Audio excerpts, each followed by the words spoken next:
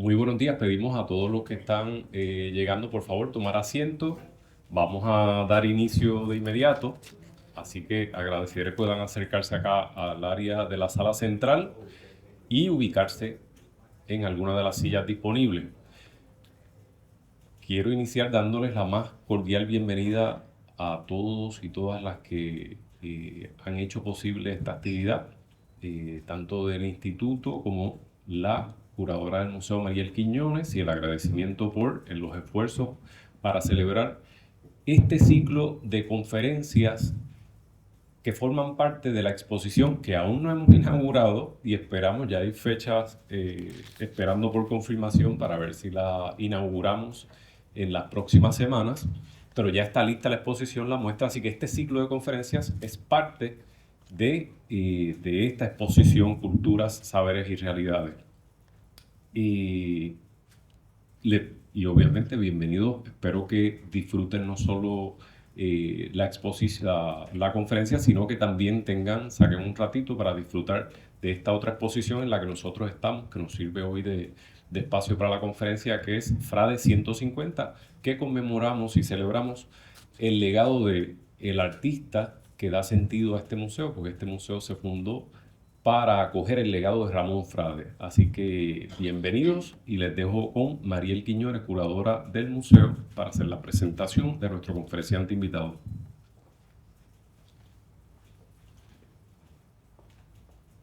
Buenos días, me uno a las palabras de Jonathan Berríos, dándole la bienvenida al museo y a esta actividad, que como él ya adelantó, forma parte de un ciclo de 10 conferencias que vamos a estar celebrando este semestre. La primera conferencia es la que nos convoca hoy, que va a estar, tiene el título Isla Invadida, Cangrejos ante la invasión inglesa de 1797, que va a ser ofrecida por el doctor Juan Ayusti Cordero. Antes de comenzar y reconocer la presencia de nuestro conferenciante invitado, también quiero reconocer la presencia de artistas que forman parte de esta exposición que está en la Sala Omar, detrás de nosotros. Quiero reconocer la presencia del maestro Jesús Manuel Cepeda, aquí con nosotros, y su hijo José Manuel, también aquí. Del maestro Jesús Manuel Cepeda tenemos un tambor confeccionado por él, pintado por Gilda Hernández, que forma parte de esta exposición. También quiero reconocer la presencia del obrero creativo, Denis Mario Rivera. Saludos, Denis Mario. Gracias por el apoyo. Es interesante que uno de los carteles que contiene la exhibición fue realizado por Denis Mario Rivera, y es con relación, ¿verdad? Está dedicado al tema que que el profesor Justi va a discutir hoy, que es el ataque inglés de 1797 y la importancia, ¿verdad?, de nuestras comunidades negras en esa victoria, en esa ocasión. Sin más, ¿verdad? También tengo que reconocer que este ciclo de conferencias es posible gracias al apoyo de Humanidades Puerto Rico y del Instituto de Investigaciones Interdisciplinarias de la UPR Calley, que también quiero reconocer la presencia de las profesoras Mariluz Franco, la profesora Isal Godró y el profesor Errol Montes, también del instituto. Así que también agradezco a las profesoras Lisanda Torres y a los profesores que están aquí hoy con sus estudiantes para esta actividad. Así que comienzo, ¿verdad?, presentando al doctor Juan Justi. Es catedrático jubilado de Historia de la Universidad de Puerto Rico en Río Piedras. Posee un doctorado en Sociología de la State University of New York en Binghamton y un grado en Derecho de la Universidad de Puerto Rico.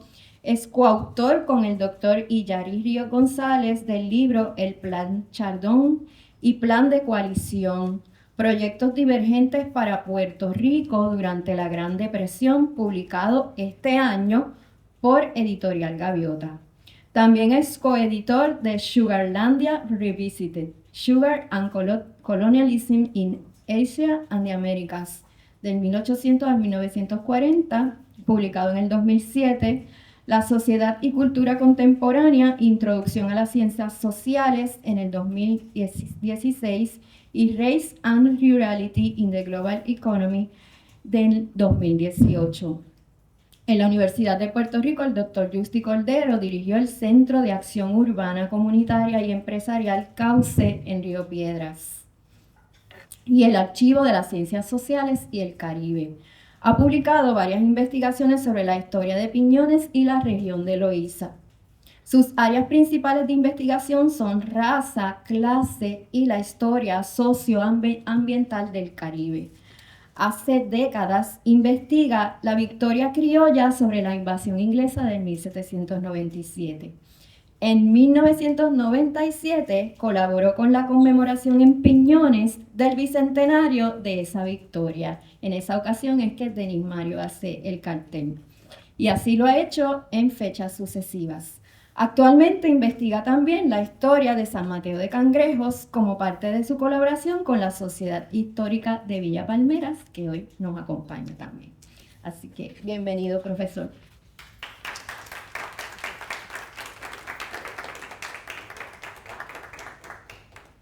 Gracias, Mariel. Muchas gracias a Mariel Quiñones por la invitación, curadora del museo, y al museo. Me encanta venir a Calley. Hacía unos cuantos años que había participado en una actividad acá, que fue muy grata. Y me encanta el ambiente aquí, y tengo varios amigas y amigos que enseñan aquí. Siempre tengo un toque de envidia por estar en un campus de verdad como es Calley.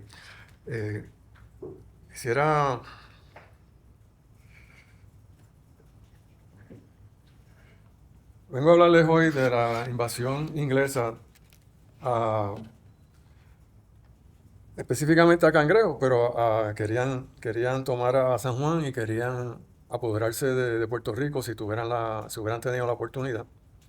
Esta es tomas de las playas, donde vemos por donde fueron los desembarcos. La flota inglesa era la marina más poderosa del mundo, y el ejército era prácticamente también era un poquito menos en el ranking. Tenía que competir con Francia en términos de ejército de tierra, pero era un ejército muy potente también. Invaden a Puerto Rico con una flota inmensa. Anclaron frente a Punta Cangrejo. Esta es una excelente gráfica del taller Moribibi que ilustra Eran 60 y pico de buques que anclaron frente a las costas de Cangrejo, y tenían un buque que era de los buques, el Prince of Wales, que era de la clase más grande de buques de Inglaterra, que ahí podemos ver las proporciones. Cuando el buque salió del astillero, podemos ver las proporciones. Tenían centenares y centenares de cañones, y tenían varios de la segunda liga, del segundo nivel, que era como el Bellona, era uno de ellos. Estos buques tenían tripulaciones de cientos y cientos de hombres.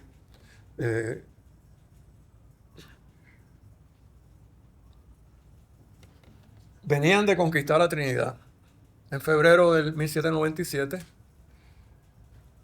En Trinidad no encontraron mucha oposición porque había una población dividida. Había un grupo de hacendados franceses que estaban favoreciendo, estaban encontrados con el gobierno colonial español. Así que unos meses antes habían tomado la Trinidad, habían estado guerreando por todo el Caribe Oriental por años, desde el 1795, hablaremos un poco después de eso. Para arriba y para abajo, en las Antillas Menores, estuvieron guerreando contra Francia principalmente. Y habían estado llevando a cabo una lucha sumamente sangrienta. Esta gente venían de librar combates y de masacres, desplazamientos de población, etcétera, en las Antillas Menores. En Cuba como ustedes saben, habían tomado La Habana por varios meses en el 1762 con una flota inmensa, más grande que la que vino a Puerto Rico.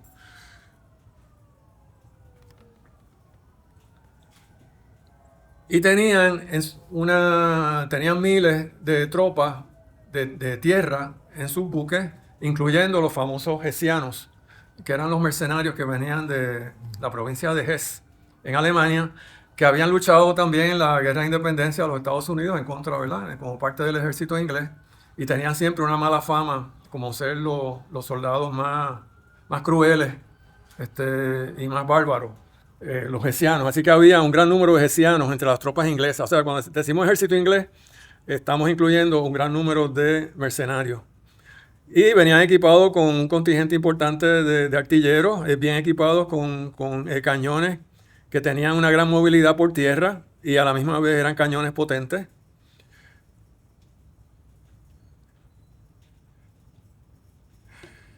Entonces quisiera hablar un poquito del lenguaje, porque siempre hablamos, bueno, muchas veces se habla del ataque de los ingleses, el sitio de los ingleses, el asedio de los ingleses o la defensa de San Juan. Yo prefiero la invasión, porque es lo que fue. Y era una invasión no solamente de San Juan, sino que venía con miras de tomar la isla completa.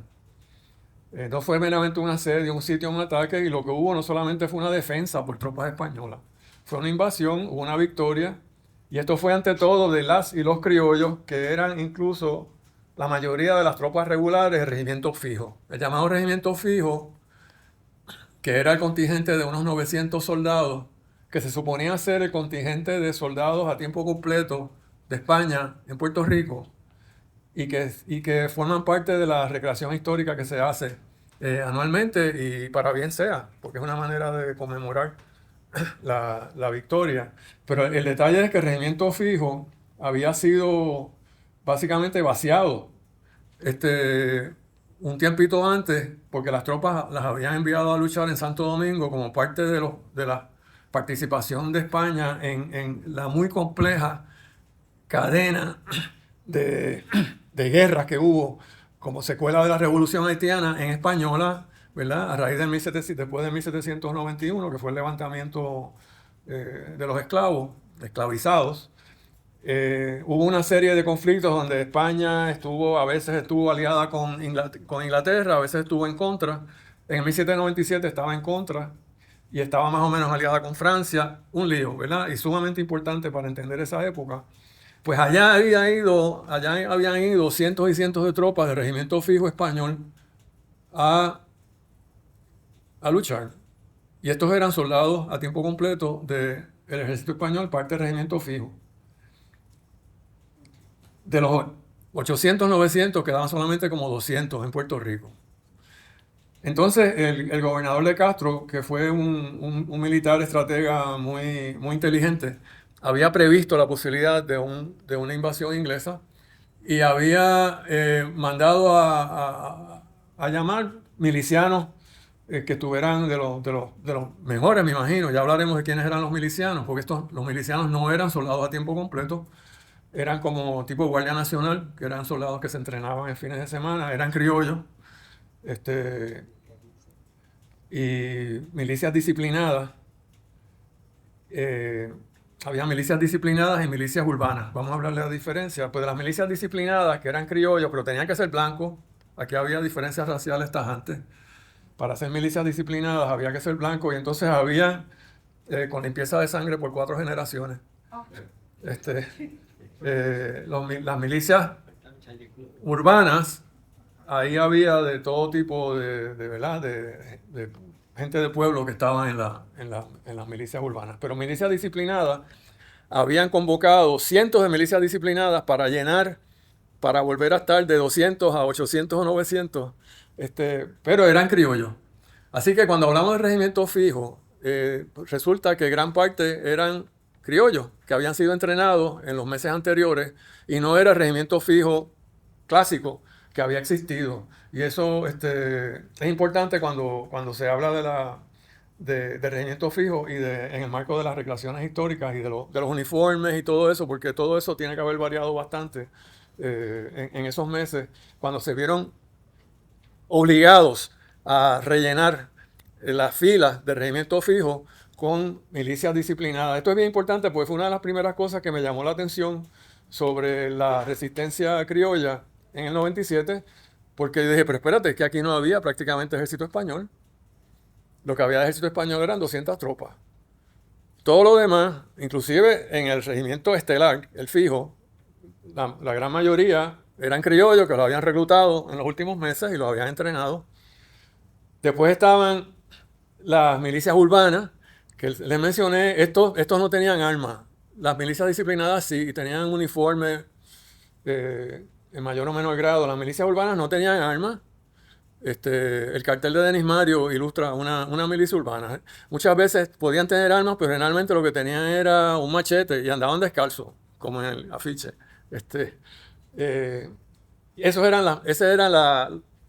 Había miles, había unos 3.000 que participaron en la resistencia.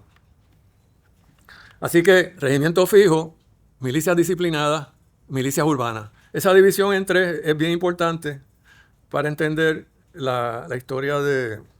Después vamos a hablar del ejército irregular, porque también había fuerzas irregulares, lo más interesante. Permiso que lo... ¿Qué tapa es porque... Sí. ¿Cómo se puede quitar eso? ¿Cómo se puede quitar eso? Ajá. Google Chrome. Acá no me sale, y sale allí, en la pantalla. Anyway, lo que dice es, ¿por qué estudiar y recordar la invasión inglesa de 1797? Hay varias razones. Primero, porque decidió el futuro de Puerto Rico. Si nos hubiera conquistado Inglaterra, nos hubiéramos convertido en colonia inglesa como Trinidad. Y no solamente hubiéramos estado hablando inglés, inglesa. No solamente estaríamos hablando inglés, sino que también nos hubieran convertido en una colonia de plantaciones como convirtieron a Trinidad, que tenía una existencia así, montaraz, como Puerto Rico, mucho contrabando, etcétera, hasta que los ingleses la tomaron. Y no tanto con esclavizados, sino con trabajadores hindú por contrato, indentured, que llenaron a Trinidad de esos trabajadores en el siglo XIX. Así que con esclavizados o con trabajadores indentured hubieran transformado a Puerto Rico en una colonia de plantaciones mucho más dura que lo que tuvimos en el siglo XIX en Puerto Rico, bastante malo que fue según el momento, y con esclavitud, sobre todo unas décadas muy fuertes de esclavitud en Puerto Rico en los 1830 y 40. Además, hubieran traído un grupo grande de hacendados esclavizadores que estaban en Saint-Domingue, Haití, esperando que los sacaran, porque habían sido aliados de los ingleses en contra de la revolución. Inglaterra les había prometido que los iba a reubicar después. Y entonces estaban viendo a Puerto Rico como el lugar para traerlo. Eso está claro en los documentos del gobierno inglés en ese momento. Y estaban esperando en la isla de Mont Saint-Nicolas. Había un grupo grande de hacendados. Quizá alguno había logrado que obligar a tener esclavizados con ellos también, o quizá no. Pero hubieran tenido redes de crédito, etcétera, para restablecerse en Puerto Rico. Así que venía también con esto. Y además Inglaterra, si tomaba Puerto Rico, con la posición estratégica que tiene, estaban pensando en aprovechar la debilidad de España en esos años, con una serie de guerras en Europa, ¿verdad? Con Francia, etcétera, y otros países, para quitarle otros territorios en el Caribe, incluyendo áreas costeras de Centroamérica y de Sudamérica. Otra razón importante, pues, obviamente, pues, ¿cuál fue el rol de los negros y específicamente de los cangrejeros en la resistencia a la invasión y en la victoria?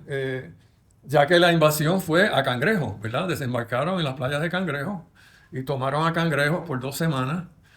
Y en Cangrejo fue que, ¿verdad? Se decidió también la invasión. Y una última razón para interesarse, entre otras, después veremos otras al final, pero ya con más información a mano. ¿Qué es esto de defender España y defender la corona, verdad? Porque algunos historiadores no le han prestado mucha atención al 1797.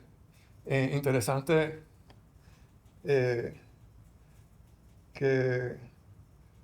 en el libro publicado recientemente de Historia de Puerto Rico National History, de Llorel Meléndez Vadillo, no se menciona al 1797. Me pareció interesante. Y yo creo que tiene que ver con que pues se ha visto como que, bueno, pues esta gente estaba defendiendo la presencia colonial de España en Puerto Rico. So what? ¿Qué tiene eso de interesante? Lo complejo es tratar de discernir dentro de esa defensa de la corona una defensa del país. Y no siempre es fácil hacer ese análisis. Y ese es uno de los retos y una de las cosas tan interesantes que tiene estudiar el 1797. Hay historiadores que tranquilamente, como Arturo Morales Carrión, dicen que es el primer momento de definición de una identidad puertorriqueña. Porque veremos que aquí en esto participaron no solamente los cangrejeros y los sanjuaneros y los riopedrenses y los bayamoneses, ¿verdad? Los que están cerca de San Juan, y los loiseños, sino que participaron milicianos de gran parte de Puerto Rico que vinieron a San Juan a dar la mano frente a la invasión y fueron a la isleta de San Juan a participar allí en la resistencia, incluyendo milicianos de Calley, y de eso hablaremos. Para que no se vayan, lo dejo para después.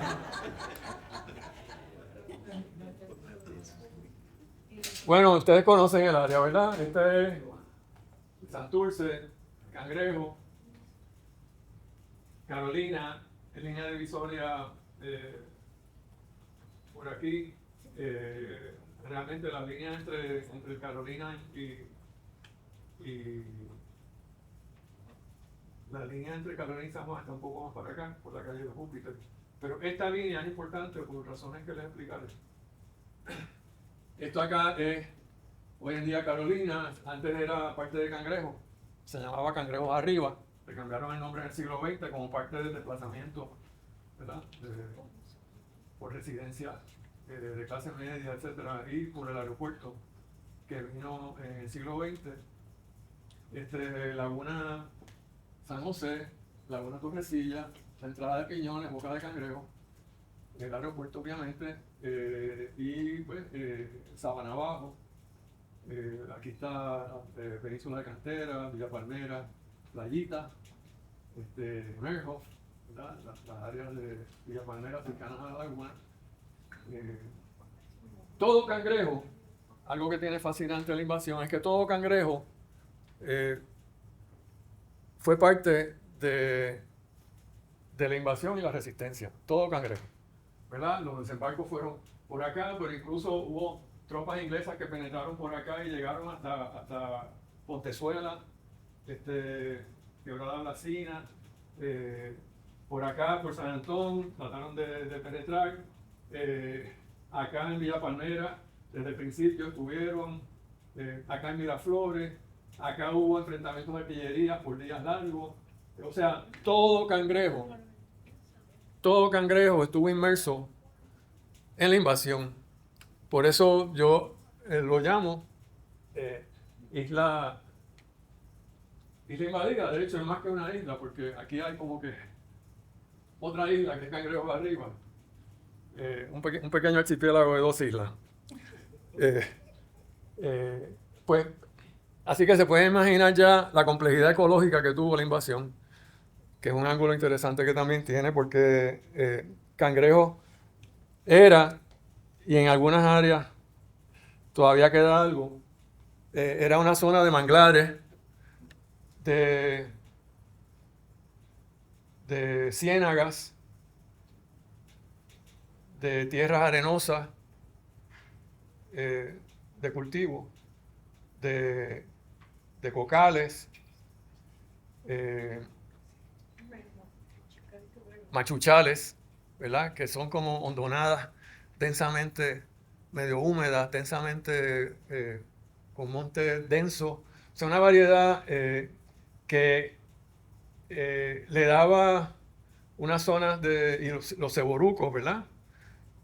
Las lomas, los distintos altos que tiene Santurce hasta el día de hoy.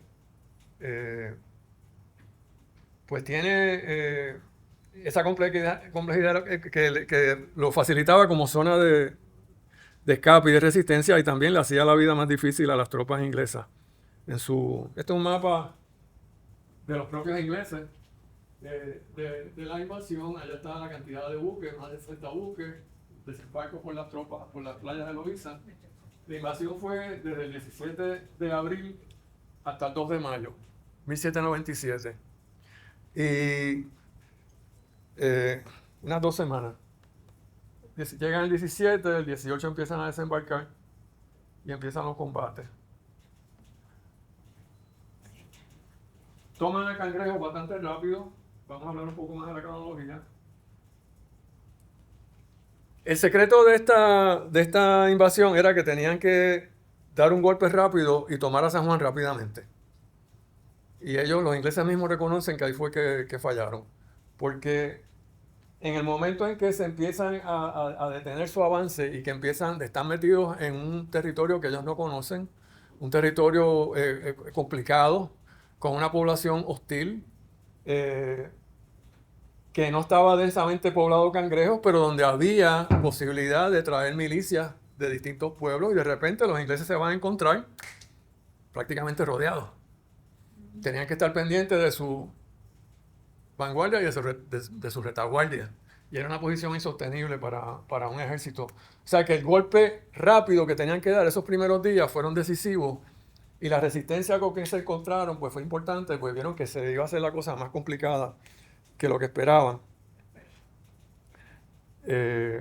La misma llegada, los arrecifes, que son la primera línea de defensa realmente de San Juan. Tenemos unos tremendos arrecifes que no se reconoce normalmente la importancia histórica que tuvieron como parte de la defensa de San Juan. Les complicó los desembarcos. Este mapa de Odali, famoso, 1776, que conseguimos una copia y está colgada en grande, ¿verdad? En la iglesia de San Mateo de Cangrejo. Pues ahí está al revés, con el mapa original tiene el norte hacia abajo, porque es la manera que los europeos, como venían de arriba, ¿verdad? Venían del norte, veían a Puerto Rico desde el norte, pues ahí está al revés. Y aquí pues se ve en más detalle pues esta complejidad que tenía el territorio de Cangrejo y la ubicación de San Mateo de Cangrejo por aquí. Que de eso quiero hablarles también, porque San Mateo de Cangrejo no estaba donde se piensa que estaba hoy en día, que es donde está la iglesia de San Mateo. El poblado de Cangrejo, ¿verdad? La iglesia de San Mateo, ahí no era que estaba el poblado de Cangrejo original. Ahí estaba así la casa de verano del obispo, donde Abercrombie estableció su cuartel general, en la casa del obispo.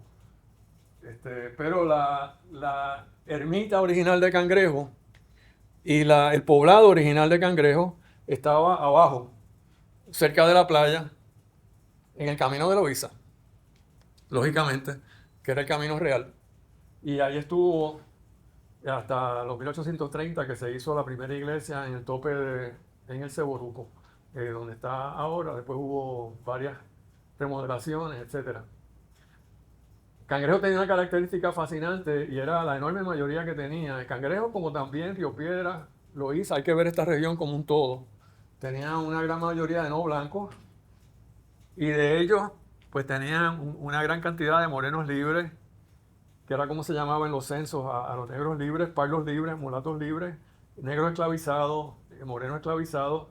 Si venían a sumar, tenían una población de 83% de no blancos.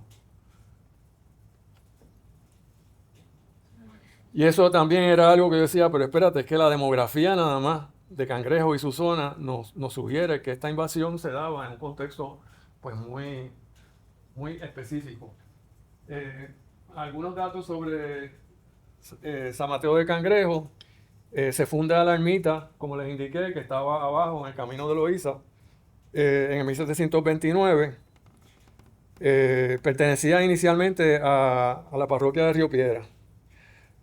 Luego, Cangrejos tiene ya, aunque no era todavía un municipio o un partido, empieza a tener compañías de milicianos morenos. Río Piedras y Bayamón también tenían. Y participaron en recuperar a Vieques, que había una serie de pobladores ingleses que estaban viniendo de las islas cercanas, que estaban muchas veces afectadas por sequía. Y para ellos Vieques era como un paraíso para estos ingleses. Y entonces los milicianos de la Compañía de Morenos tuvieron el mérito importantísimo de que había franceses también. Cortaban madera, buscaban agua, habían comenzado a asentarse allí. O había habido una expedición previa en el 1716 que capitaneó Miguel Enríquez y que también habían desahuciado a los colonos que se estaban metiendo de las islas cercanas. Así que había ya una compañía de milicianos formada con experiencia militar. En 1762 San Mateo se separa de Río Piedras, pero todavía no es hasta el 1773 que se organiza ya como partido, lo que se llamaba entonces los municipios. Y es importante, fundamental, el rol de las milicias de Morenos.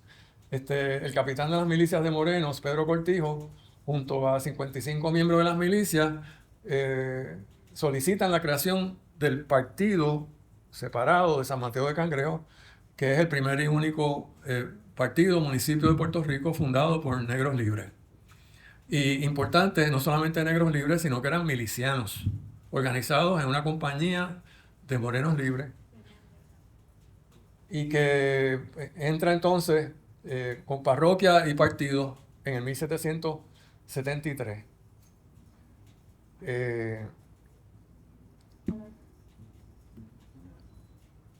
Cangrejos tenía una posición estratégica importante. Sí, Errol. Perdona, es que como están puntuados, quienes comandaban esa milicia de Moreno, ¿eran morenos también o eran blancos españoles? En este caso, eran morenos. En el 1797, la compañía de milicianos que aparece en los documentos la comandaba un blanco, aparentemente aprendido de Córdoba. Sí, de Córdoba. Pero buena pregunta, porque la existencia de la compañía de milicianos fue, hubo años en que aparece completa, en años aparece con menos, y varía quién comandaba, pero en este momento era Pedro Cortijo, le hemos hecho un poco de investigación genealógica. No llega al 1797, muere en el 1792, pero deja progenie, o sea, hay descendientes de Pedro Cortijo. Y sí, aparece en acta de función y era negro libre. La posición estratégica de Cangrejo obviamente ayudaba al interés de las autoridades españolas a reconocerles unas prerrogativas, ¿verdad? Porque Cangrejo está en la puerta del este de San Juan, el área vulnerable, porque como vimos, un ejército entrando por la bahía de San Juan, enfrentándose a los cañones del Morro, se le hace bastante difícil, y se le hizo difícil a más de una invasión, mientras que si desembarcaban por las playas de Carolina y trataban de entrar por las lagunas y llegar por inclusive por la laguna del Condado, el Caño San Antonio, y podían entrar por la parte de atrás de la bahía de San Juan. Así que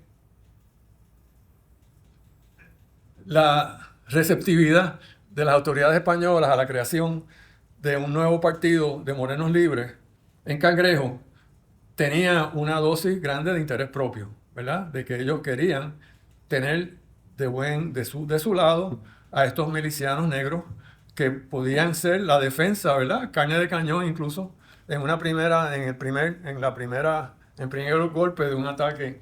Y es interesante hacer la historia comparada, que no la vamos a hacer aquí, pero hay que hacerla con otros asentamientos que no lograron el nivel de oficialidad que logró Cangrejo y la permanencia que duró Cangrejo, pero en Florida hubo también eso, que los españoles en las afueras de San Agustín permitieron el establecimiento de una comunidad de negros libres porque les servía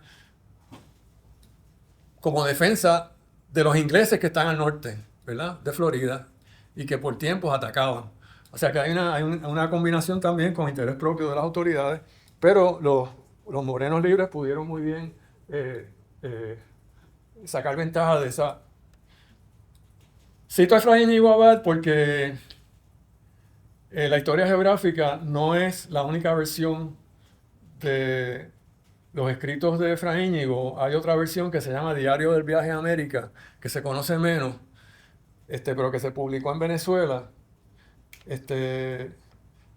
Creo que se publicó aquí en Puerto Rico por la Academia de la Historia, en uno de los números de la revista, pero no ha salido como libro. Y es una publicación muy importante porque tiene una serie de detalles del recorrido de Efraín Íñigo alrededor de la isla que no están en la historia geográfica. Esto fue otra de las cosas que me abrió los ojos en cuanto a la investigación, porque la cita de Íñigo Abad, hablando de Cangrejo, el pueblo está situado a tiro de fusil del mar. Eso no es la loma de San Mateo de Cangrejo hoy en día. El tiro de fusil del mar es a 100, 200 metros.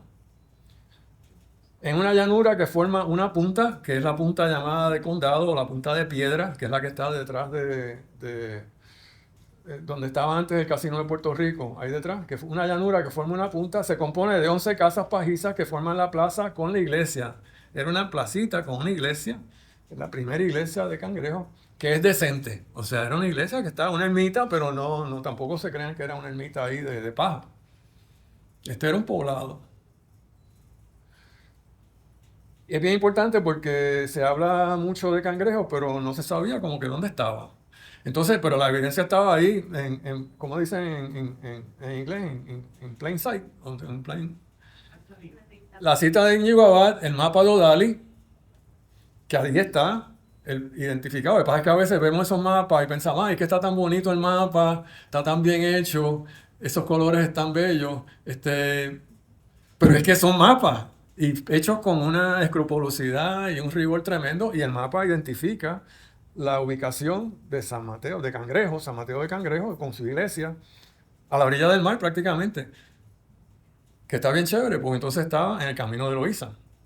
Y esa era parte del flujo del tráfico humano y mercantil de la costa, pasando por Cangrejo hacia Loíza y hacia pueblos más hacia el este, pues ese era el camino real, lo que es hoy en día la 187 en Piñones, que fue donde empezó mi interés en el camino real de la costa, y que tenía mala fama antes de que se convirtiera en carretera, pero realmente era un camino bueno, un camino arenoso que se mantenía seco gran parte del año, y era el camino real. Atravesaba todo Piñones, se cruzaba el río en Ancón, y seguía por Loíza, toda la costa por Loíza, la 187. Ese era el camino real.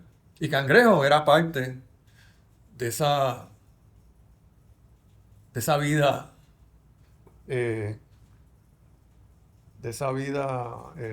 social y mercantil. ¿Por qué la iglesia la reubicaron en el siglo XIX? Eso sería algo que podemos hablar después, está especulando todavía, pero ahí era que estaba originalmente el poblado. Y cuando viene la invasión, le cae encima 100% al poblado que está cerca de la playa. Ahí se establece el campamento de los ingleses, ahí se establece el Artillery Park, que es otra de las evidencias interesantes. Esta es la flota invasora, ya hablé de eso, las tropas invasoras, los mercenarios, las fuerzas militares locales, el fijo. Ya yo expliqué todas las milicias disciplinadas y la compañía de Moreno. El uniforme de la compañía, estos son de las milicias disciplinadas, Moreno. La compañía de Moreno eran parte de las milicias disciplinadas y tenían su uniforme. Las milicias urbanas, como ya les indiqué, era otra cosa. Esos no tenían uniforme y prácticamente no tenían armas tampoco. Y entonces las fuerzas irregulares, que puedo hablar de eso después, bueno,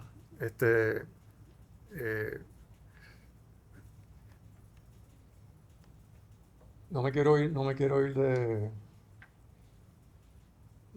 del tema que estábamos hablando de Cangrejo y dónde se ubican los ingleses cuando vienen.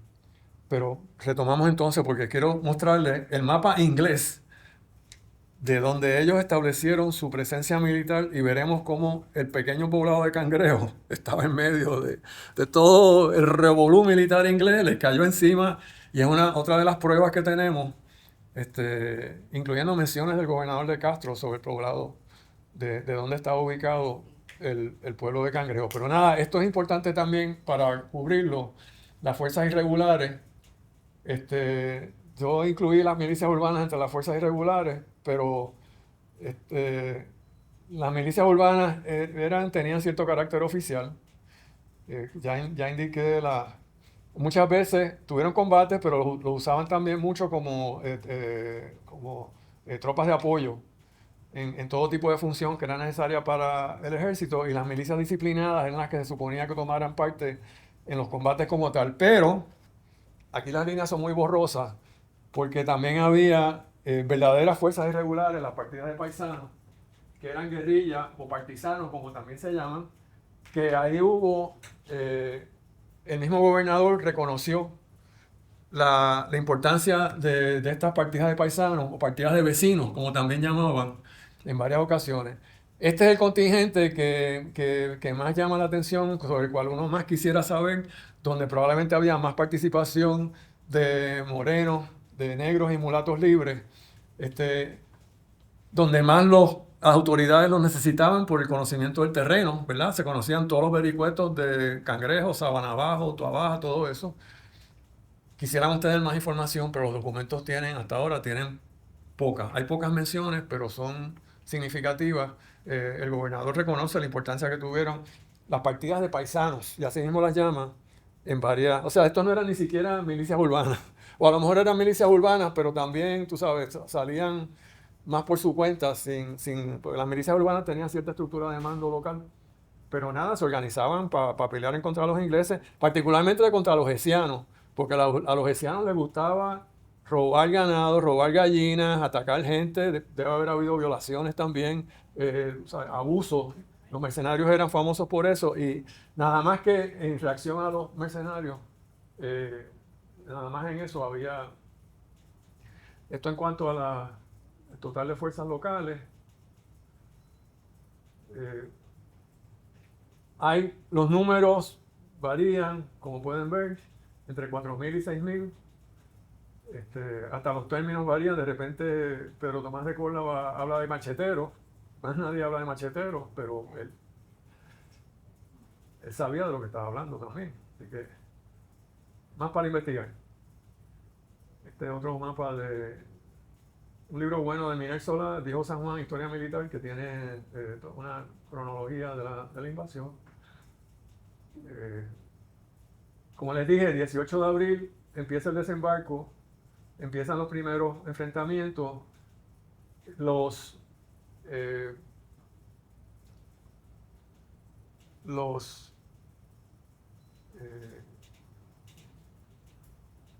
ingleses, este es el campamento, lo quería llegar, pero debo volver acá al mapa. O sea, un mapa moderno. Los ingleses desembarcan por aquí. Entonces, en el primer día, el 18, van a cruzar por aquí. Y esto, este pedacito que está cerca de hoy, lo que es hoy en día el supermercado grande, en Isla Verde, hay una playita que se llama Playa Escondida, que es lo más bonita, pero es difícil conseguir parking porque es al lado del cementerio Puerto Rico Memorial, ¿verdad? Que da para la playa. Pues una callecita que está al lado del cementerio. Esa callecita realmente era el trazado del arrastradero de canoa que era un área que era en parte a veces tenía agua, a veces era más seca, pero por donde era posible cargar canoas desde la playa y llegar hasta la laguna San José. Esa era la debilidad más grande que tenía San Juan por el este y de la cual los españoles, las autoridades estaban muy conscientes. Y eso fue exactamente lo que hicieron los ingleses. Desembarcaron aquí, desembarcaron de la cantidad de los miles que tenían en la tropa. Primero desembarcaron 2.000 en lancha, porque los buques se tenían que quedar por los arrecifes, se tenían que quedar más afuera. Llegaron a la laguna San José en sus lanchas. Entonces llegan a la playita y precisamente cogen lo que es hoy en día la avenida Eduardo Conde, también llamada anteriormente el Camino del Seboruco, y cogen en la avenida para subir y quieren llegar hasta el tope del Seboruco. Obviamente tienen mapas, tienen información. En el área del cementerio de Villa Palmera había un contingente de llamadas tropas volantes, que eran grupos pequeños de soldados de las milicias disciplinadas, que se suponía que les pusieran alguna resistencia, pero eran tantos y tantos los ingleses que venían subiendo por ahí, por el camino del Seboruco, desde la laguna, que los apabullaron y tuvieron que salir corriendo. Entonces se unieron a otro grupo de milicias disciplinadas que estaban por acá en el camino Martín Peña, donde también los ingleses ese primer día fue un desastre, el 18. Y entonces los ingleses pudieron subir, pasar el cementerio y llegar a donde está precisamente la iglesia de San Mateo hoy en día, que estaba, como les había dicho, la casa del arzobispo, la casa de verano del obispo. Y ahí Abercrombie establece su cuartel, desde donde puede ver todo Cangrejo. La estructura está ahí, las bases de la estructura está ahí, o sea que esa es la estructura histórica más antigua del sector.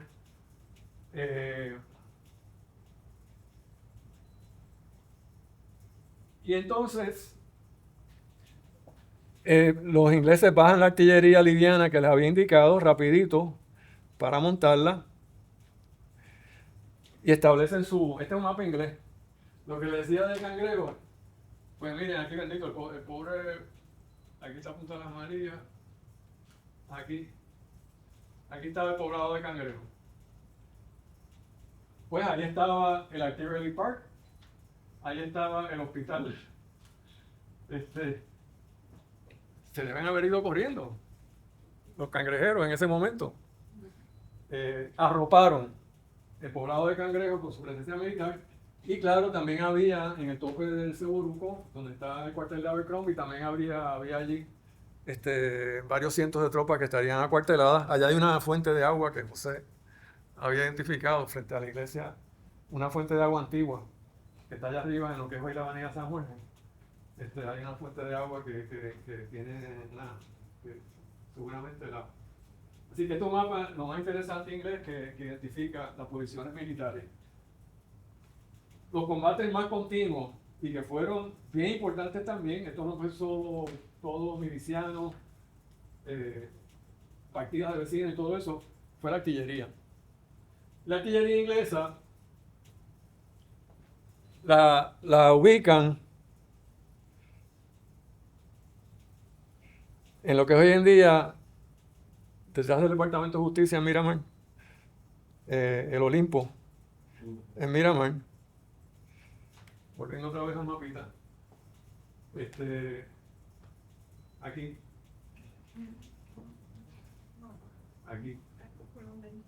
Hay un triángulo allí subiendo por la hacienda, ¿verdad? Que está ahí en la avenida Ponce León, subiendo por ahí y se llega como de un cuchillo. Pues hasta donde yo he podido, a veces yo me invento las cosas, pero hasta donde yo he podido precisar, allí era que estaban ubicados porque la vista hacia los puentes es directa, ¿ok? Y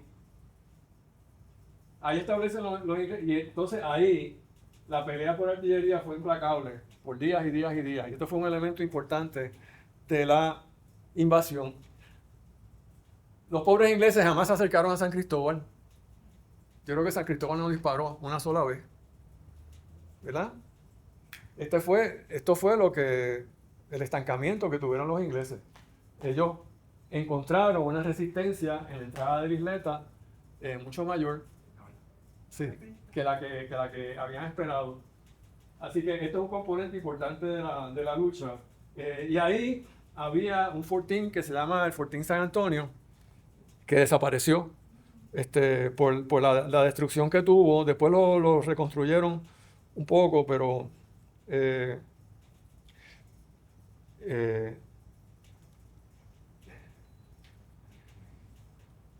luego tuvieron que demolerlo.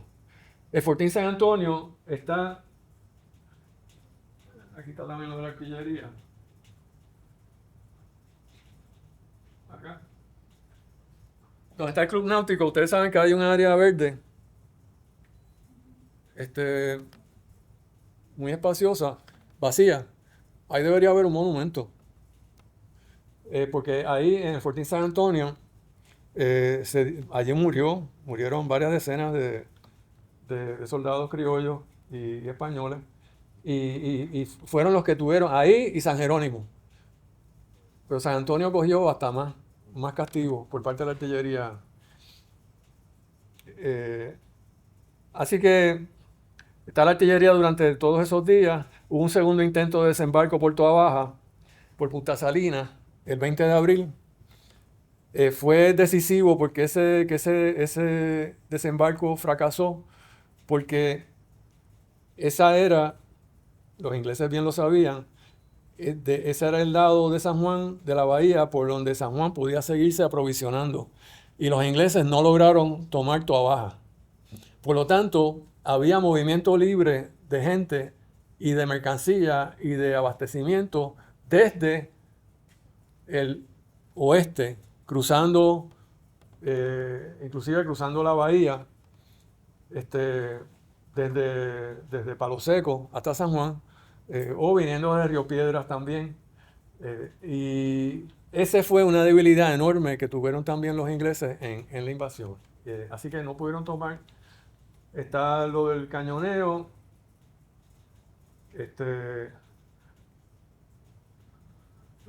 Las fuerzas locales se empezaron a tomar iniciativas, no a esperar que los ingleses atacaran, empezaron a meterse en Cangrejo. O sea, fueron bien bravos. Otro de los incidentes importantes, donde hubo una participación importante de la Compañía de Negro, como la llamaban, a veces milicianos morenos, Compañía de Negro. Ahí es que está el comandante, que parece que era blanco, que estaba al mando. Ahí murieron 10 en ese incidente, que fue el mayor número de muertos en un combate. Y eran todos morenos libres de la Compañía de Negro. Tenemos un nombre solamente como de 3 de ellos. 26 de abril fue eso.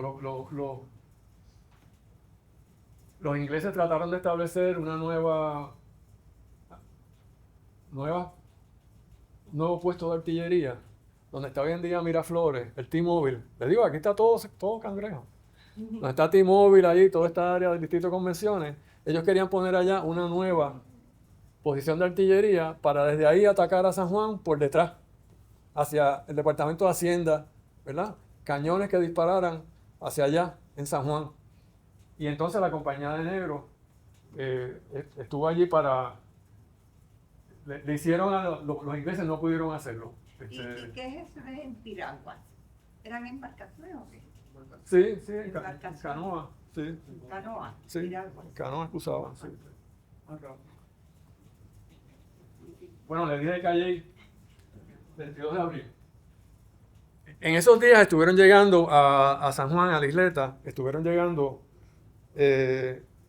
milicianos, eran mayormente milicias disciplinadas de los distintos pueblos. Me imagino que también habría milicias urbanas. Y fueron llegando de distintas partes de la isla. Y es bastante emocionante ver, porque es según, mientras más cerca el pueblo, pues primero llegaban los más que están más lejos, pero iban llegando primero de Toa Baja, después de Río Piedras, Guaynabo y Cagua, después Toa Baja, de Cagua y Manatí, después Juncos, Arecibo y Calley. después Utuado, Coamo, Añasco, San Germán, hasta de San Juan, Arecibo y de Ponce. Mayagüez no llegó, pero prácticamente de todos los pueblos mayores de la isla enviaron milicianos a San Juan. Los de Loíza estaban ahí ya, ¿verdad? Los de Loíza eran como parte del contingente de San Juan.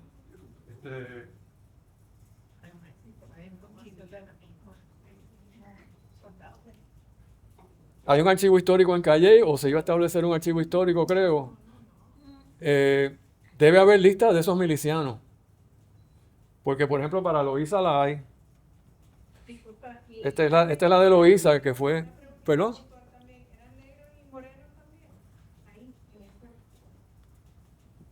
Habría que ver los que dentro de ese conjunto, los que fueran milicianos urbanos, podrían ser negros y mulatos, sí, sí. Sí. Las milicias disciplinadas, tengo entendido que eran blancas y con pruebas de sangre y todo eso. Pero estas son milicias urbanas de Loíza y aquí había de todo, negros, mulatos, de todo. Esta lista no es una lista del 97 como tal, es del 91, pero podemos presumir que muchos de ellos participaron de alguna manera en la resistencia. Y debe haber listas similares que aunque no sean del 97, puedan ser de años un poquito antes o después. Están los documentos originales por sector de Loíza, incluyendo sectores de Piñones. Entonces, sobre los muertos en combate. Entonces, lo último, y voy cerrando con esto, y quizás hay preguntas sobre esto, es cómo se recuerda. Porque esa es una de las cosas, de los ángulos interesantes que tiene 1797, las distintas maneras en que se recuerda y que no se recuerda. La tradición oral con Pepe Díaz, ¿verdad? En el puente de Martín Peña mataron a Pepe Díaz, que era el soldado más bravo que el rey de España tenía. Hay algunas variaciones, pero esa es un monumento. El monumento que hay es de la rogativa, y voy a hablar un poco de eso. En la literatura hay un poema épico de 1851, Col y Toste a las 11.000 vírgenes, las conmemoraciones y las recreaciones anuales de regimiento físico y obras gráficas, cultura, ensamblaje, por ejemplo, el cartel que hizo Denis Mario para la actividad del 97 y las actividades que hicimos allá en el 1997. Podemos hablar un poco de eso.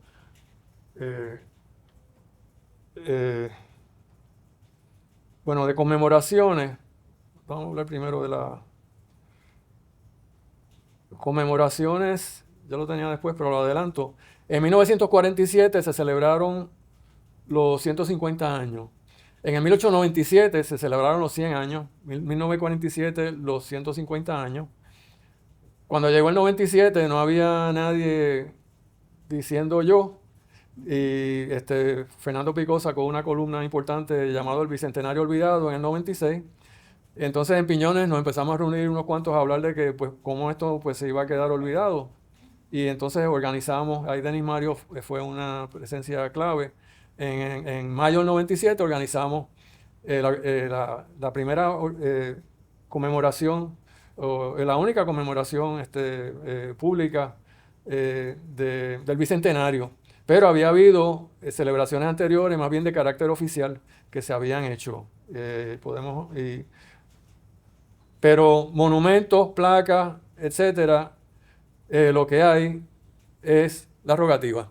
Y la rogativa se basa en un cuento de Cayetano Col y Toste, que él mismo reconoce que es una leyenda que le contó su abuela.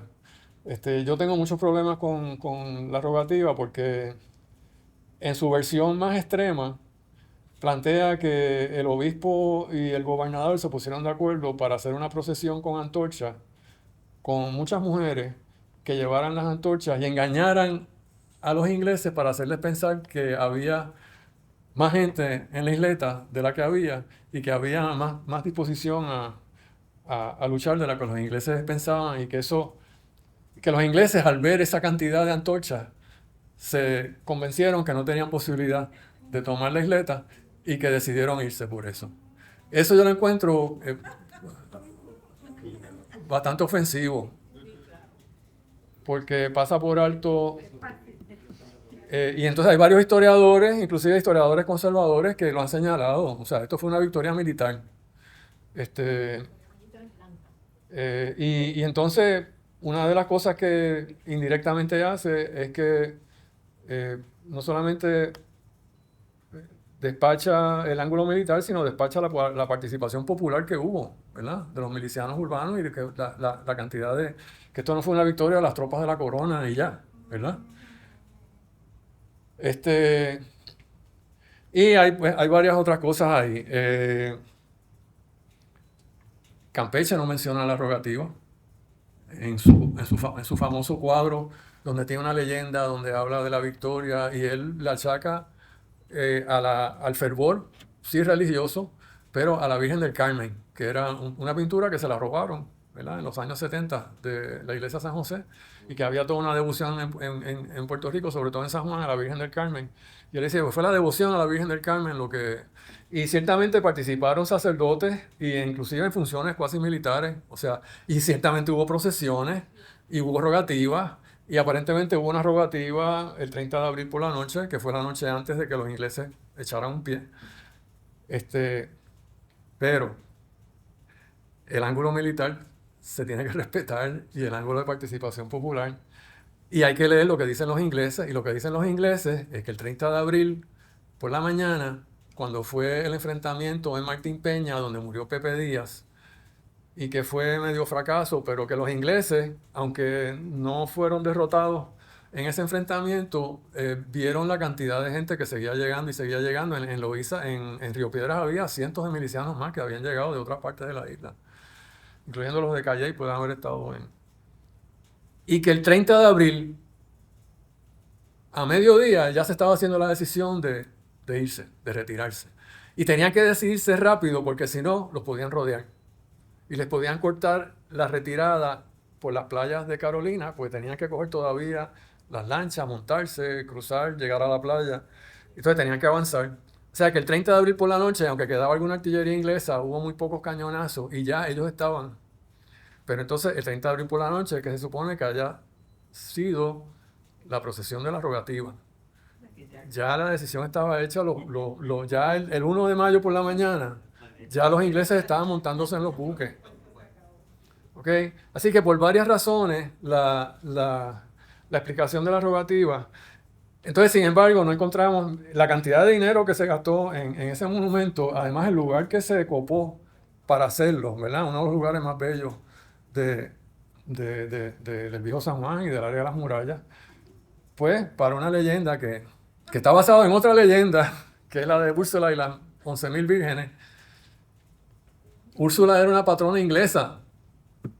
O sea, la leyenda de Colitoste y toda la cuestión de la rogativa se inspira en una leyenda donde la heroína es una inglesa.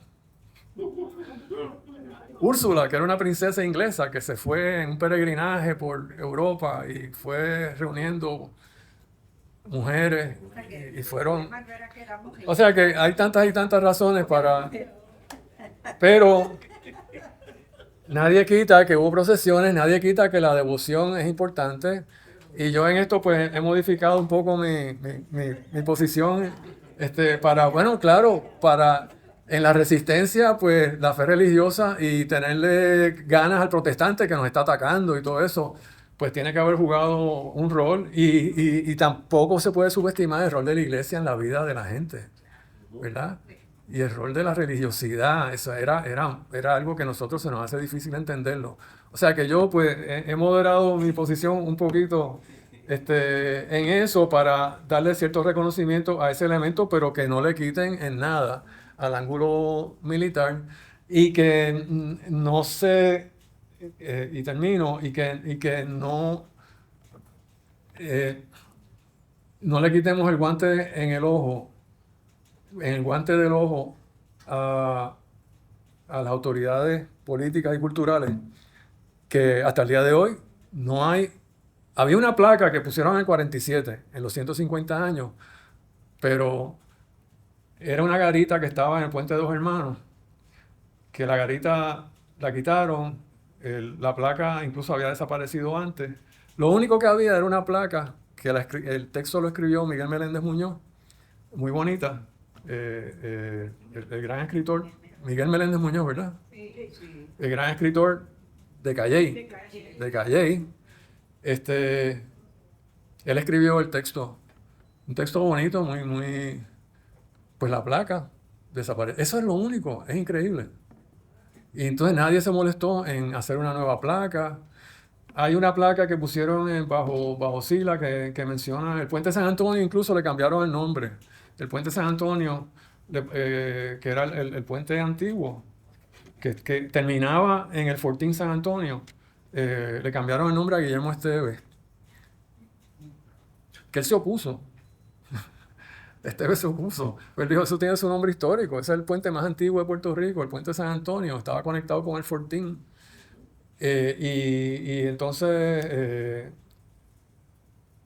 hoy en día el puente de Guillermo Esteves, y le pusieron una tarja que menciona que este es uno de los puentes más históricos de la isla, algo así. Es todo lo que dice, pero no. Debería haber un reconocimiento. Hay los nombres de buena parte de los 40 criollos y españoles que murieron. Están los nombres. Así que bueno, los dejo con eso y pasamos a las preguntas si tienen alguna. Gracias.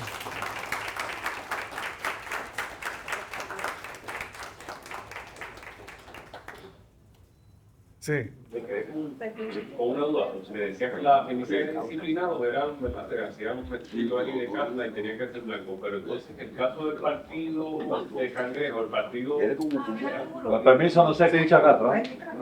La pregunta es sobre la milicias disciplinada, la que ahí hacía un estudio de la casta de esta gente para que entrara y fuera parte de esas milicias, pero en el caso de las milicias del partido de Cangrejo, esos sí estaban armados y no tenían... Sí, yo no sé cuán armados estaban y no sé cuántos los dejaban quedarse con las armas en su casa. Muchos detalles que nos faltan.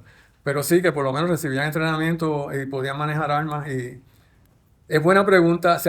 Obviamente había una excepción.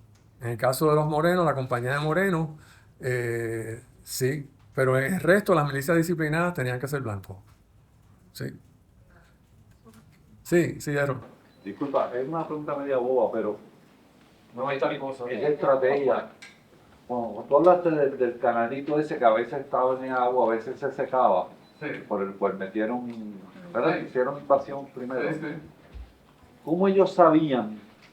Había espías en esa época que estaban aquí, que ayudaron con los mapas, o robaban los mapas que ya tenían los españoles de esa área. Sí, claro. Ellos todos se robaban unos a otros, tenían sus mapas, ¿no? Y hay mapas ingleses de San Juan de mediados del siglo XVIII, muy buenos. Eso es algo que no sabemos. Aquí había varios hacendados ya esclavizadores con, por ejemplo, San Patricio, ¿verdad? Power, de ahí sale Power, ahí estaba O'Daly. Irlandeses católicos que se habían establecido en Puerto Rico y habían venido también varios irlandeses de las islas cercanas, de las Islas Vírgenes, etc. Así que había aquí un pequeño contingente de extranjeros, inclusive angloparlantes, que podrían tener cierta afinidad con los ingleses. En Trinidad, eso fastidió al gobierno colonial en Trinidad, porque los hacendados franceses se fueron del lado de los ingleses y prácticamente le abrieron los portones a los ingleses para tomar Trinidad. Aquí el gobierno estaba pendiente todo el tiempo de los extranjeros. Hay varias referencias en los documentos del gobernador a que estaban vigilando a los extranjeros que no estuviesen. Y entonces El momento en Europa era todo el mundo está peleando con todo el todo el mundo. mundo estaba peleando con todo el mundo. Sí. O sea, el dominio de España en ese momento era una cosa Sí. bien. O sea, los Muy frágil, muy frágil. amenazando. O sea, esa es la razón por la Eh. que llegan aquí. Sí, y entonces bien interesante, el historiador Brian Edwards, que escribió una gran historia de Jamaica, y escribe en su historia de Jamaica, menciona la invasión a Puerto Rico y dice que la invasión fracasó porque no se dieron los apoyos locales con los cuales Abercrombie había contado. Como una de las razones para el fracaso de la invasión. O sea que había unas redes ahí que no tenemos mucha... Sí, Errol termina y después Isaac. Ajá. Última pregunta, ¿y cuál fue la reacción de la oficialidad después que se expulsaron finalmente los ingleses con esas héroes y heroínas que pelearon de la oficialidad española? O sea, la gente del pueblo, de esos milicianos, que se les reconoció, se les dio algún privilegio adicional. Hay algunos que sí, entonces uno de los documentos, de las fuentes de información más valiosas es después los documentos que someten diferentes veteranos que están solicitando beneficios y entonces explican su participación. Pero estamos hablando de las milicias disciplinadas o los que estaban dentro del regimiento fijo. Las milicias urbanas no tenían derecho a nada. Hemos estado buscando información hace tiempo sobre tierra. Compañero Jaime Pérez de la Sociedad Histórica de Villa Palmeras ha encontrado información. Hay una familia que estaba reclamando 200 cuerdas por los méritos de su antepasado en la resistencia contra los ingleses. Es una extensión de tierra grande. Y parece que estuvieron dando la pelea por bastante tiempo, pero no, hasta donde hemos podido ver, siempre uno escucha algún rumor de que se dio. Uno piensa que le deberían haber dado por lo menos tierra a los que se distinguieron en el combate, pero no hay evidencia de eso hasta ahora. Lo que sí hay, la transmisión oral que José Cepeda recogió en algún momento de sus andares por Villa Palmeras, y es que a los ingleses, cuando los locales los capturaban, los picaban en cantitos y los metían en yola, los cantos, y los tiraban así hacia donde estaban las fuerzas inglesas. Esa es la tradición oral en el barrio del Ceboruco, así que hay que respetarla. Preguntita. Este fue el caso que una vez culmina lo de la invasión, ¿no? Desde España vienen y dicen la muy leal, Sí, la muy leal, sí. como por si fuese leal a ellos, ¿no? Claro. Partiendo de que eran leales a ellos mismos. Sí. Bueno, claro. Era autodefensa, ¿sabes? Eso es un fenómeno peculiar en los movimientos de independencia en América Latina. Uno encuentra muchas veces que los antecedentes de esos movimientos se dan entre sectores que aparecían apoyando al gobierno colonial al 100%, etcétera. Isaac, perdona que tenías una pregunta. No, era que, ¿cómo es que se utilizaba el término criollo? En los La profesora está... cuando se referían a las milicias. Ellos no usaban criollo. Que yo recuerde, esto es académico. Y yo creo que si se usaba criollo era, como tú bien sabes, era en relación a original. Bueno, quizás en el 19 ya estaba más difundido, pero en el 18 era más esclavizado, ¿verdad? Después, más bien, blancos nacidos de padres europeos, pero nacidos en América. Pero en su origen tenía que ver con esclavizados, ¿no? Así que yo no recuerdo encontrar en los documentos el uso del término criollo. Y sería interesante, paisanos, por ejemplo, es lo que se usaba para los sectores, para los locales. Vecinos, los vecinos, sí.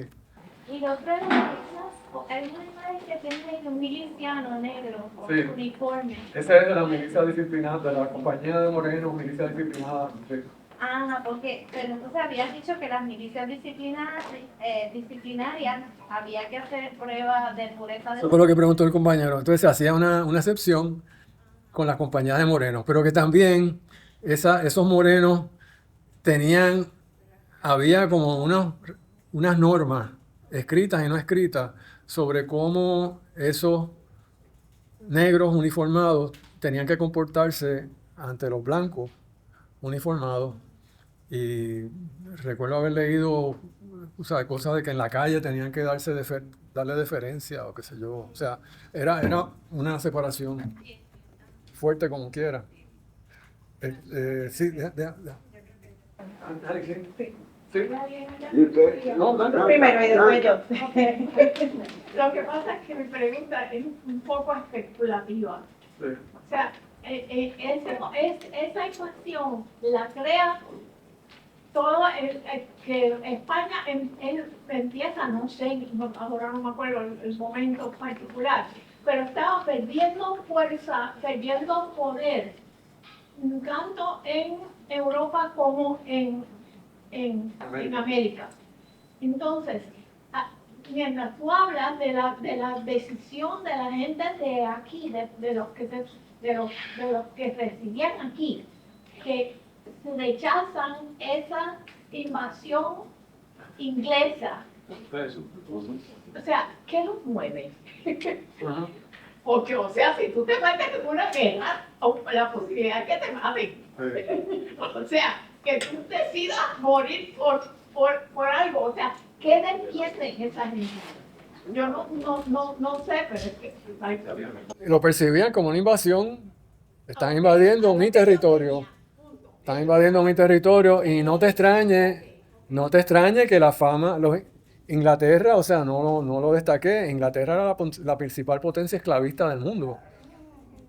Que eso es algo que no le gusta, no se destaca a veces en las historias del 97, cuando hablan de Abercrombie y todo esto. Abercrombie era un tipo en parte simpático, apoyó la independencia de las 13 colonias y no creía en que Inglaterra debería meterse allá a combatir a los colonos pro independencia. Pero Abercrombie representaba la principal potencia esclavista del planeta. O sea, era la principal tratante de esclavos, la principal tenedora de esclavos en sus colonias. Y entonces, ¿de dónde viene lo de trabajando para el inglés? Yo no sé, pero, o sea, alguna, por lo menos sectores un poco instruidos sabían de lo que era la presencia inglesa en las Antillas. Había comercio con las islas cercanas y todo eso. Lo que tú tienes, o sea, este espacio, sobre todo, que España no se ocupa mucho del resto de la isla porque lo tenían como ahora, el problema ahora de la militarización de Puerto Rico en ese momento era así. Sí. O sea, lo importante era San Juan y eso lo mantenían con los chavos mexicanos que se lo robaban algunos Y Puerto Rico está pasando por o sea, que la gente defendió su estado. O sea, otros sinvergüenzas no necesitamos. Sí. No, miren, y población de Puerto Rico en 1797, 155,000. O sea, esto no era una isla desierta y fácil de... Y había aumentado de 45,000, 40 años antes, 45,000 en el 1765, 155,000 en el 1797, 221,000 en el 1815. Puerto Rico estaba en medio de un crecimiento demográfico tremendo y en medio de todo un fermento económico y social que no tenía que ver tanto todavía con plantaciones, sino tenía que ver mucho con ganado, agricultura en pequeña escala y todo eso. Sí, Mariluz, por favor. Definitivamente esta cara de la historia hace falta tener, la verdad, desde escuela elemental, desde que no sea la universidad, sino desde muy temprano que tengamos esta versión de la historia desde la resistencia y reconociendo esa milicia de Moreno.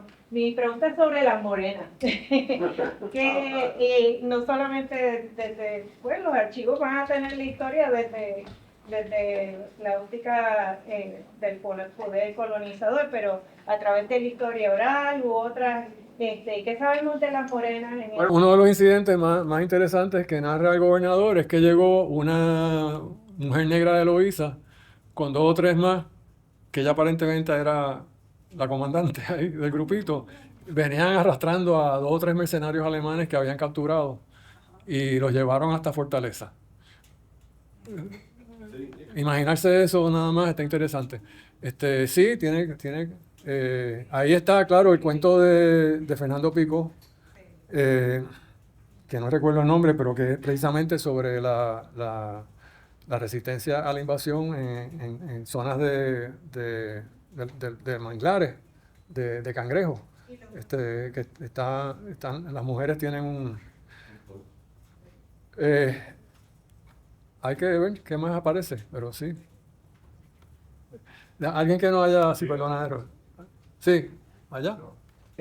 Carlos Rodríguez Juliá también hace el argumento de que el nacimiento de la identidad puertorriqueña se sitúa en el momento de la invasión.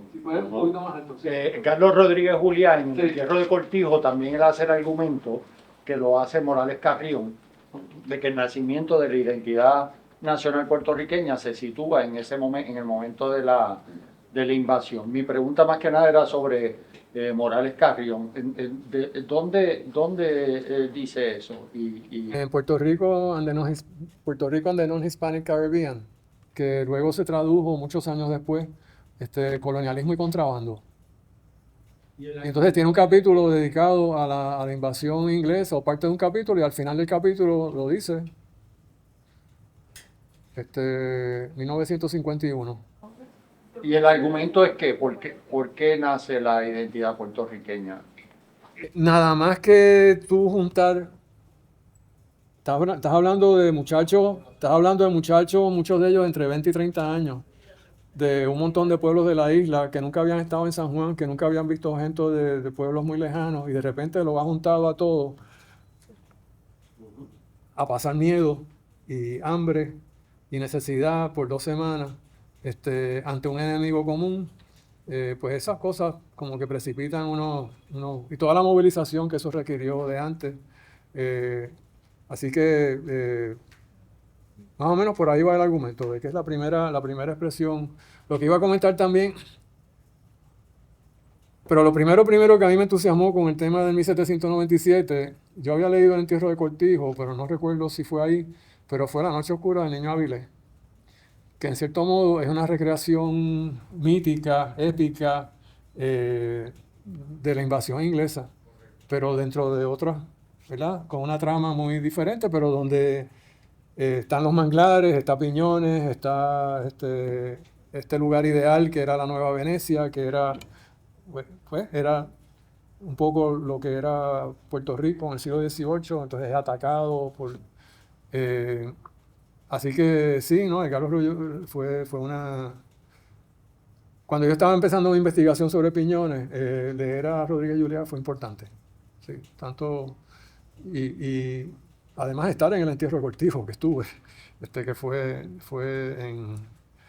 emocionante en Llorens Torres, los funerales en Llorens Torres, que fue... abrió los ojos. Algo más por ahí. Muchas gracias. Muchas gracias. Muchas gracias a ustedes. Le damos gracias al profesor Juan Yusti, a todos ustedes por su participación. Tengo aquí unas hojitas de evaluación de la actividad que por favor si pueden colaborar llenándolas. Si alguien no firmó la lista de asistencia también le pido esa colaboración. La semana que viene también tenemos una semana intensa de conferencias. El martes vamos a tener aquí en el museo una conferencia con la doctora Teresa Tío. Se titula Una mirada al mestizaje cultural en la gráfica de José Alicea. Ese es el martes a las 10:30 aquí en el museo. Y el jueves 11 de septiembre a las 10:30 también, pero en la sala de conferencias de la biblioteca, vamos a tener la conferencia Equidad, Racismo y Salud Mental, que va a ser ofrecida por la doctora Mariluz Franco Ortiz, que está aquí con nosotros, junto a María Reynat Pumarejo y Miriam Morales Suárez, todas del colectivo ILE. Así que por favor, si lo anotan en sus agendas y también nos acompañan, pues va a ser muy buenas estas conferencias. Y quedamos pendientes, ¿verdad?, para compartirles la fecha de la apertura oficial de la exposición y están invitados, ¿verdad?, como primicia a pasar a verla. Así que gracias y saludos Sambolín, uno de los artistas que también está participando. Gracias por su presencia.